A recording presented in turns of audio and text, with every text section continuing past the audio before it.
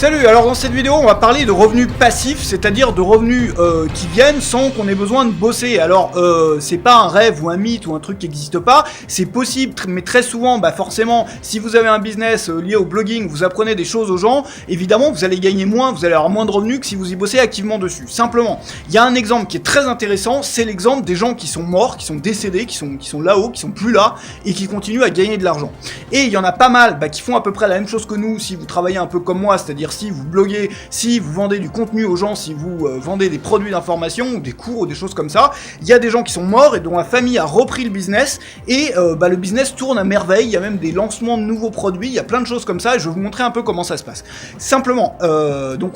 comment ça se passe pour pouvoir justement en tirer des choses que vous pouvez appliquer, pas forcément si vous avez envie de mourir, mais si vous avez envie de passer une année sabbatique ou simplement d'avoir un business qui vous demande le moins de temps possible. Avant de passer là-dessus et avant de rentrer dans le vif du sujet, je voulais simplement vous parler d'une chose. J'ai créé donc une formation qui est sortie il y a quelques jours, qui est encore en phase de lancement, donc vous pouvez encore y accéder avec une offre qui va être bientôt retirée, qui va être très bientôt retirée, donc elle se trouve juste en dessous, et l'idée de cette formation c'est de vous aider à passer de blogueur lambda ou de voilà un petit peu comme tout le monde quand on débute. Moi j'étais un peu pareil, c'est-à-dire que on fait un peu la même chose que les autres dans une thématique liée au blogging, tout le monde va avoir plus ou moins les mêmes sujets, les mêmes concepts, ça va se répéter, simplement les débutants vont le faire moins bien forcément que les gens qui sont là depuis longtemps, et du coup ça va être un peu, il y a plein de blogs qui sont un peu des sous-produits, des gros blogs d'une catégorie. L'idée ça va être dès le début de vous installer comme expert, dès le début de mettre en place votre message, dès le début d'avoir une marque, d'avoir un truc, d'avoir un contenu et d'avoir de devenir porte-parole d'un truc, je vous en parlais, d'un groupe qui n'a pas encore de porte-parole et vous distinguer complètement de tout le reste et faire quelque chose de différent qui attire les foules à vous plutôt que d'être un petit peu un suiveur à la traîne des autres. Voilà, donc tout est en dessous, vous pouvez y accéder maintenant ou à la fin de cette vidéo. Je reviens à mes blogueurs, enfin c'est pas que des blogueurs, c'est des créateurs de contenu morts qui continuent à gagner de l'argent. Alors, vous avez des gens, vous avez par exemple Jim Rohn, je sais pas si vous connaissez, Jim Rohn c'était c'était des trucs sur le développement personnel, il a écrit des bouquins, il faisait des séminaires, il avait des formations audio, etc. Qui sont absolument excellentes, qui ont servi d'ailleurs de base, si vous vous intéressez un petit peu au sujet, à ce qu'on peut retrouver un petit peu chez Anthony Robbins, qui est un mélange entre la PNL et Jim Rohn.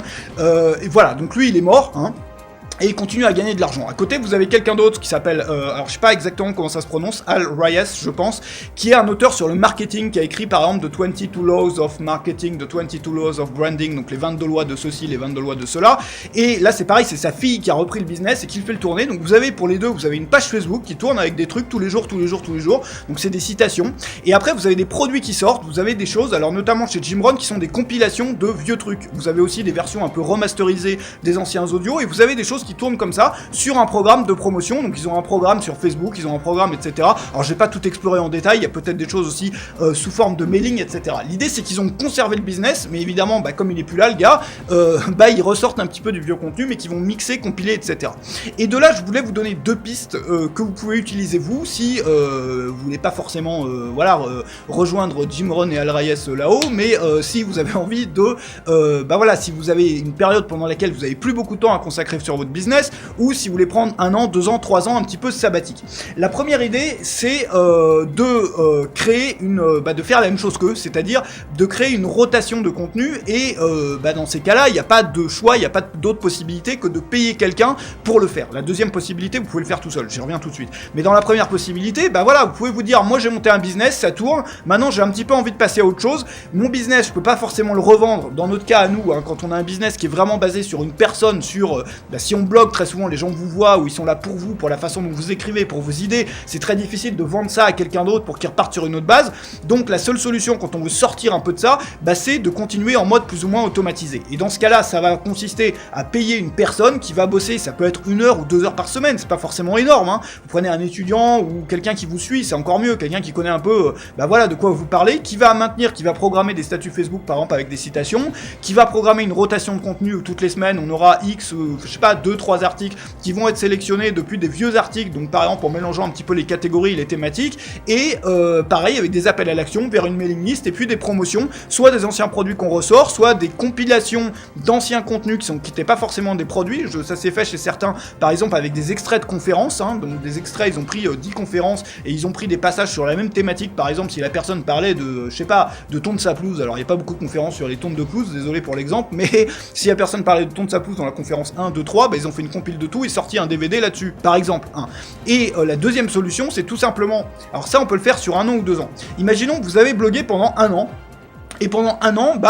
vous avez toute une rotation, vous avez par exemple 2 articles par semaine, pendant 1 an, vous avez toutes les promos, les mailings et tout, donc vous allez passer une semaine à tout automatiser pour ressortir la même année l'année suivante. Vous voyez ce que je veux dire? C'est-à-dire que si le 1er janvier de la première année, on avait tel contenu sur le blog et tel contenu sur la mailing list, la deuxième année, on va avoir pareil. On peut créer une rotation comme ça sur 1 an, on peut la créer sur 2 ans, on peut la créer sur 3 ans. L'idée derrière ça, c'est que vous avez un taux de rétention, alors à part des clients très fidèles ou des gens qui vous suivent depuis très longtemps, la plupart de votre audience, il y a forcément ce qu'on appelle un taux de rétention. Et dans le cas des loisirs et des hobbies, en général, ce taux de rétention est de 6 mois. Ça veut dire que les gens, ils s'intéressent, on peut le constater sur les forums et un peu partout, enfin moi je l'avais testé à une époque, les gens s'intéressent à une thématique pendant à peu près 6 mois, la plupart des gens. Après, il y a des gens effectivement qui restent, qui vont être vos meilleurs clients, qui vont vous suivre sur la durée, il y a des gens qui partent aussi avant, mais la moyenne en général est de 6 mois. C'est-à-dire les gens qui tombent sur un forum, regardez les forums auxquels vous êtes inscrits ou les thématiques auxquelles vous êtes intéressés au cours des dernières années,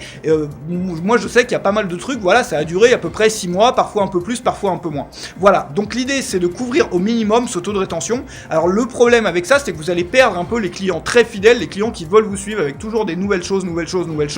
et c'est pour ça évidemment que plus cette période est longue, plus ça va marcher. Mais vous pouvez très bien aussi avoir un système comme ça automatisé sur 1 an ou sur 2 ans, et puis après, sortir ponctuellement, par exemple une fois par trimestre, un nouveau produit ou un nouveau contenu ou une vidéo ou quelque chose de nouveau, voilà, qui vous demande pas forcément de boulot. Donc l'idée derrière ça, c'est qu'il faut travailler pendant 1 an ou travailler pendant 2 ans, avoir une rotation comme ça. Alors après, il y a le problème de l'acquisition de trafic effectivement qui se passe derrière, c'est-à-dire comment je fais pour faire parler de moi si c'est toujours le même contenu. Et là-dessus, si vous avez déjà pas mal de trafic Google, le problème est plus ou moins résolu. Vous avez les méthodes, alors par exemple en travaillant sur l'affiliation, en travaillant aussi sur une très bonne offre d'affiliation, notamment je pense à un produit avec 100% de reversement pour les affiliés, ce qui vous permet derrière de faire de l'upsell avec tout un système automatisé, ou avoir vraiment quelque chose. En fait l'idée c'est ça, c'est soit ça, soit le référencement, être bien référencé, à voir si effectivement déjà vous avez pas mal de trafic qui vient de Google, ou avoir un moyen comme l'affiliation avec une très bonne chose, une très bonne offre en affiliation qui vous permet vous de vous détendre et de pas avoir à faire du management derrière, à recontacter les affiliés, ceci, cela.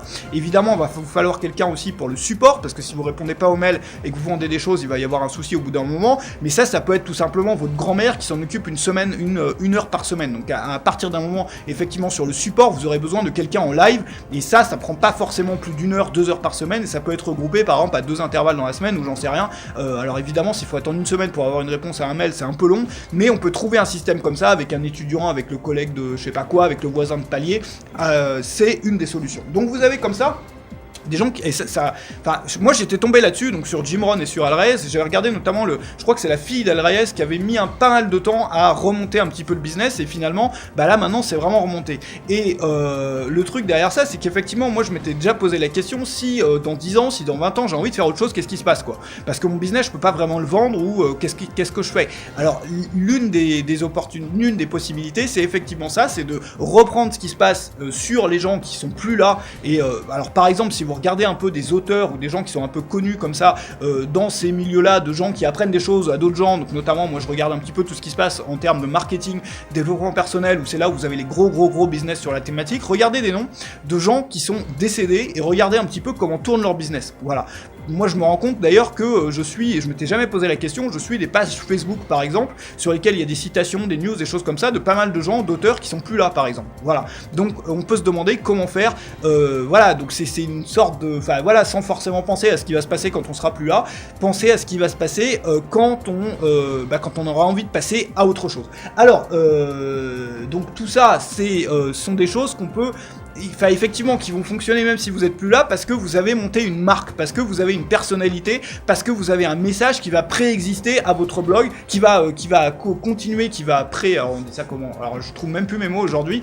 qui va perdurer même si votre blog n'existe plus, même si vous n'existez plus. Et ça évidemment ça ne fonctionne que dans les cas où vous avez un message unique, quelque chose qui dit quelque chose, enfin qui est différent de tout le reste. Et si vous êtes un petit peu un leader sur votre marché, que vous arrivez à rassembler une communauté autour d'un message. Et comme je vous le disais, j'ai préparé une autre vidéo qui se trouve juste en dessous, il y a un lien juste en dessous, dans laquelle on va tout reprendre à zéro sur le branding, mais en allant bien au-delà du branding. Vous le savez si vous me suivez, moi je suis vraiment pas fan de tous les bouquins et tout ce qu'on apprend et tout ce qu'on peut lire sur des blogs et partout sur le personal branding, c'est-à-dire faire, voilà, construire sa marque personnelle, etc. Ce qu'on va lire là-dessus, c'est des trucs un peu,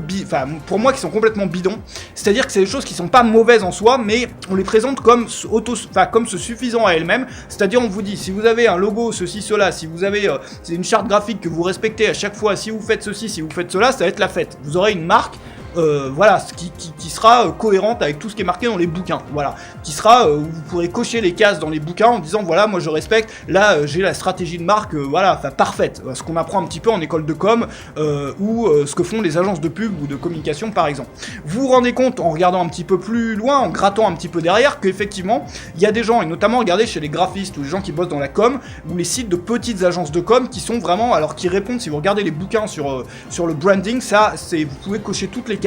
tous les trucs sont bons, voilà. Donc selon ce qui a marqué dans les bouquins, tout est bon. Simplement ces marques-là, très souvent, moi je connais plein de graphistes qui ont une super marque, voilà, qui sont vraiment géniaux au niveau branding, avec un truc hyper original, avec des machins un peu, voilà, enfin. Et derrière, ils n'ont pas de clients. Derrière, ils n'arrivent pas à bouffer à la fin du mois avec leur boulot. Et à côté de ça, vous avez des marques au nom imprononçable, où vous avez des boîtes comme Leclerc avec des logos façon années 70 et qui ont l'air de fonctionner plus ou moins. Voilà. Et l'idée derrière ça, c'est que le branding, c'est important, mais il y a toute une partie dont on oublie de parler. Et cette partie-là, c'est la définition de votre message, de vos valeurs. Comment trouver une communauté qui a besoin d'un porte-parole et vous transformer en porte-parole de cette communauté. Comment raconter votre histoire de manière à gagner en crédibilité, même si vous êtes débutant, même si vous arrivez sur le marché, même si vous n'avez rien fait avant, et comment justement utiliser ça à votre avantage, ou comment le présenter de façon à devenir crédible. Comment créer votre propre catégorie pour être unique sur votre marché, pour être le seul, et pour être un leader, pour être un novateur, pour être le premier à mettre le pas quelque part, et avoir des gens qui vous suivent, qui même si vous êtes débutant, même si vous commencez, plutôt que vous suivre d'autres gens et refaire plus ou moins les mêmes choses que d'autres gens en moins bien. Donc tout est là, tout est en dessous, donc regardez, si le sujet vous intéresse, regardez vraiment cette vidéo aujourd'hui, parce qu'il y a une offre en ce moment qui va être retirée, là on est dans les derniers, dans les dernières heures du truc, donc je vous retrouve de l'autre côté tout de suite sur cette vidéo, à tout de suite, salut.